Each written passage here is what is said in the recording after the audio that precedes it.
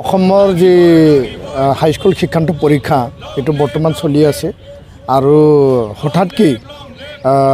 যোৱাকালি ৰাতি 12টা বজাত এটা নিৰ্দেশনা জাৰি কৰিছে সেৱা কৰ্তৃপক্ষই আৰু এইটো আমি দেখিবলৈ পাইছোঁ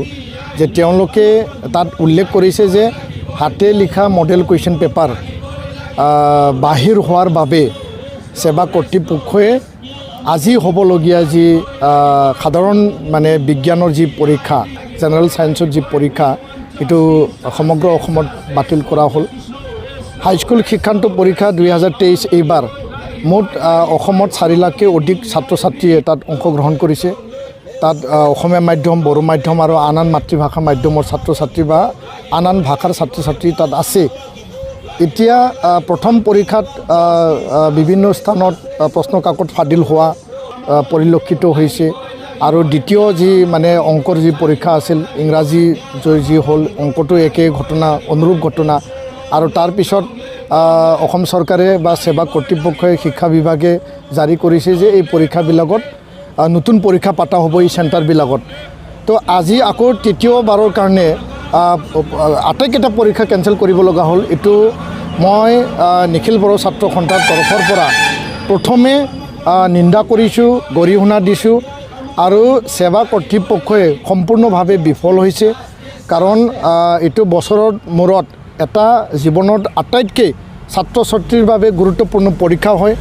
আৰু য'ত নেকি 4 লক্ষৰো অধিক ছাত্ৰ ছাত্ৰীৰ জীৱনৰ ভৱিষ্যত তাত জড়িত হৈ আছে, তেওঁলোকৰ মা দেউতাৰ ভৱিষ্যত জড়িত হৈ আছে ঘৰখনৰ। তো এই পৰীক্ষা বাতিল কৰাটো আৰু হঠাৎকৈ বাতিল কৰাটো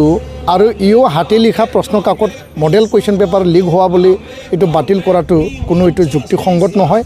আৰু সেৱা কৰ্তৃপক্ষই বা অসম চৰকাৰে শিক্ষা বিভাগে যি ধৰণে সেই গোটেই পৰীক্ষাটো নিয়াৰিকৈ মানে স্বচ্ছ আৰু নিকা পৰীক্ষা পাতিব লাগিছিল তাত তেওঁলোকে সম্পূৰ্ণ বিফল হৈছে। তো নিখিল বড়ো ছাত্ৰ সন্থা আমি দুখ প্ৰকাশ কৰিছোঁ আৰু ছাত্ৰ ছাত্ৰীৰ স্বাৰ্থত, ছাত্ৰ ছাত্ৰীৰ ভৱিষ্যতক তেওঁলোকৰ জীৱনৰ স্বাৰ্থত আজি আমি 1 ঘণ্টীয়া আমি প্ৰতিবাদী কাৰ্যসূচী সকলো জিলা আৰু মহকুমা মানে হেডকোৱাৰ্টাৰত আমি ধৰ্ণা কাৰ্যসূচী লৈ যে স্বচ্ছ আৰু নিকা আমাক পৰীক্ষা লাগে 1 নম্বৰ। 2 নম্বৰ সেৱা কৰ্তৃপক্ষই এইটো মানে গোটেই পৰীক্ষা যিখিনি মানে আৰু পাতিবলগীয়া আছে সেই পৰীক্ষাসমূহ সুকলমে পাতিব লাগে। আৰু এই যে বাৰম্বাৰ মাধ্যমত ভাইৰেল হোৱা বা ছ'চিয়েল মিডিয়াত ভাইৰেল হোৱা বুলি কৈছে ইয়াৰ লগত হুবহু মিল আছে, তাৰ কাৰণে আমি পৰীক্ষা বাতিল কৰিছে বুলি তেওঁলোকে লিখা নাই। কিন্তু হুবহু মিল আছে, 100% মিল আছে বা কিমান শতাংশ মিল আছে, মিল থকাৰ কাৰণেহে বাতিল কৰা হ'ল। যিহেতু এইটো পৰীক্ষা পাতিলে অলৰেডি এইটো প্ৰকাশ পাইছে, ইয়াৰ ওপৰত আকৌ এটা বিৰূপ প্ৰতিক্ৰিয়া হ'ব। তো এইটোত কিয় তেওঁলোকে ফেইলাৰ হৈছে? ইয়াত তেওঁলোকে নাই, এইটোতো এটা দায় কৰা এটা মানে বিজ্ঞাপন বা এটা জাননী যে মানে হাতে লিখা কুৱেশ্যন মডেল লিক হোৱাৰ বাবে আমি এইটো বাতিল কৰিছোঁ। এইটো চবেই কৰিব পাৰে। আজি মানে টেকন'লজিৰ যুগ, ছ'চিয়েল মিডিয়াৰ যুগ, দুষ্ট চক্ৰ আছেই সমাজত। দুষ্ট চক্ৰই ইয়াৰ ওপৰত মানে কাম কৰি আছে, ইয়াৰ ওপৰত একশ্যন হোৱা নাই, কোনো এজনক আজিলৈকে এৰেষ্ট কৰা নাই। প্ৰথম পৰীক্ষা, দ্বিতীয় পৰীক্ষা কোনখন চেণ্টাৰত কোন চেণ্টাৰ ইনচাৰ্জক এৰেষ্ট কৰা হ'ল, কোন হেডমাষ্টাৰ কোন প্ৰিন্সিপালক এৰেষ্ট কৰা হ'ল, কোনজন ইয়াত ইনভিজিলেটৰ আছিল তাক এৰেষ্ট কৰা হ'ল, কোন শিক্ষকে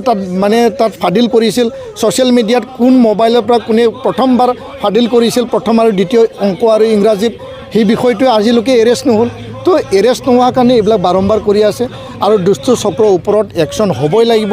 একশ্যনৰ অবিহনে কোনো মানুহে ভয় নকৰে আৰু ইয়াৰ কাৰণে অসম চৰকাৰক, মুখ্যমন্ত্ৰী ডাঙৰীয়াক আমি দাবী জনাইছোঁ, আহ্বান জনাইছোঁ যে পৰীক্ষা সুকলমে পাতিব লাগে, স্বচ্ছ নিকা হ'ব লাগিব, ছাত্ৰী ছাত্ৰীৰ জীৱনক লৈ হেতালি খেলিব নালাগে, দুষ্ট চক্ৰই দৃষ্টান্তমূলক এক্সাম্পলাৰী শাস্তি পাব লাগিব আৰু অভিভাৱক আৰু ছাত্ৰ ছাত্ৰীক এটা বিশ্বাস আৰু আস্থা দি পেলাই আগন্তুক হ'ব লগা পৰীক্ষাখিনি সুকলমে পাতক আৰু যিখিনি ইয়াত আজি কেঞ্চেল কৰা হ'ল এই এক্সামো অতি সোনকালে আপোনালোকে ডেট দিয়ক, যাতে তেওঁলোকৰ জীৱনত কোনো অন্ধকাৰ, কোনো মানে এনেকুৱা মানে জীৱনত অমানিশা যাতে নামি নাহে তাৰ কাৰণে চৰকাৰখনে দায়িত্ব ল'ব লাগিব। আৰু কুৱেশ্যন পেপাৰ লিক হৈছে, তাত শিক্ষাগুৰুসকল জড়িত হৈ আছে, বিষয়াসকল জড়িত হৈ আছে। তো কোনটো পক্ষৰ পৰা, কোনটো মানে এংগলৰ পৰা ইয়াত মানে লিক হৈছে বা কোনে কৰিছে ইয়াৰ ওপৰত তদন্ত হ'ব লাগে। স্পেচিয়েল ইনভেষ্টিগেশ্যন টিম আমি শুনিবলৈ পাইছোঁ CID এটা তদন্ত জাৰি কৰিছে আমি বিচাৰিছোঁ যে ইয়াত SIT এটা গঠন কৰি পেলাই উচ্চ পৰ্যায়ৰ তদন্ত হ'ব লাগে গোটেই পৰীক্ষাত যিখিনি মানে তাত মানে খেলিমেলি হ'ল যিখিনি অনিয়ম হ'ল তাৰ ওপৰত এইটো তেওঁলোকে ইনভেষ্টিগেশ্যন কৰিব লাগে যিসকল শিক্ষাগুৰু বা শিক্ষক বা যিসকল ইয়াত বিষয়া বা যিসকল ইয়াতে মানে দুষ্ট চক্ৰ জড়িত হৈ আছে তেওঁলোকৰ ওপৰত বিহিত ব্যৱস্থা ল'ব লাগিব আৰু দৃষ্টান্তমূলক এক্সাম্পলাৰী একশ্যন শাস্তি বিহিব লাগিব আৰু অভিভাৱক ছাত্ৰ ছাত্ৰীক বিশ্বাস আৰু আস্থা তেওঁলোকে দিব পাৰিব লাগিব যে এই পৰীক্ষা মানে স্বচ্ছ আৰু নিকাৰে পাতিছোঁ এই পৰীক্ষা কোনো কাৰণত এতিয়া খেলিমেলি আৰু মানে পুনৰবাৰ নহয় আৰু যি পৰীক্ষা সেই পৰীক্ষা ভালকৈ পাতা হ'ব সেইটো চৰকাৰখনে দায়িত্ব সহকাৰে পালন কৰিব লাগিব অসমৰ মুখ্যমন্ত্ৰী ডাঙৰীয়া ডক্টৰ হিমন্ত বিশ্ব শৰ্মা ডাঙৰীয়াক আমি আহ্বান জনাইছোঁ যে আপুনি দায়িত্ব লওক আৰু দায়িত্ব সহকাৰে শিক্ষা বিভাগ আৰু সেৱা কৰ্তৃপক্ষ তেওঁলোকক নিৰ্দেশ জাৰি কৰক আৰু